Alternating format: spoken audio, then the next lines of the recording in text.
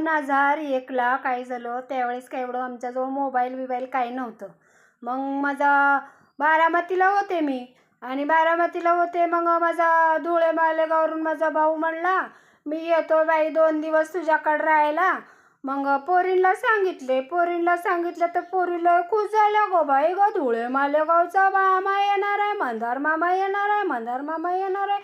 मी म्हणले आता काय करू बाई, म्हणले याला खायला काय करू. म्हणल्यानंतर काय टी व्ही होता पहिला, टी व्हीवर रेसिपी बघायचं, लिहून घ्यायचं वहीवर, एवढंच सवय होतं मला. एवढं काही ढोकळा फिकळा करावं म्हणले मी.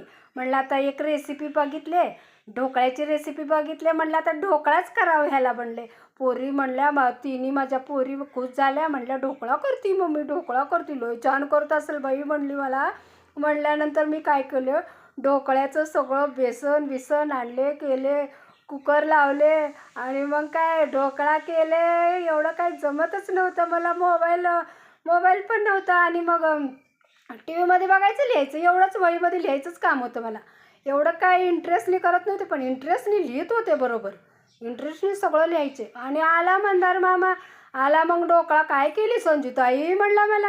मी म्हणलं अरे मंदार तू येणार आहे पण मी ढोकळा बनवले रे, बघ कसं झालं आहे. म्हणले आता कुकर लावले, शिट्टी बिट्टी झाली आणि नंतर अजून एक शिट्टी होऊ दे म्हणून ठेवले कुकर. मी ठेवलं तर काय उघडून बघते, ढोकळा कुकर उडून गेला आणि नंतर त्याच्यात काय काळा कुट्ट कोळशासारखा ढोकळा. काय खाताय मंदार भाऊ ढोकळा? मंदार मामा ढोकळा कसा खाणार?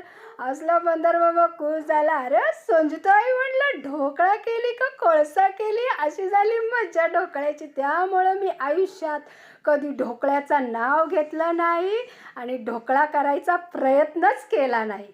असं माझं होतं स्वयंपाकाचं बाबा. खरंच सांगते बाबा, लय म्हणजे लय डेंजर स्वयंपाक होतं.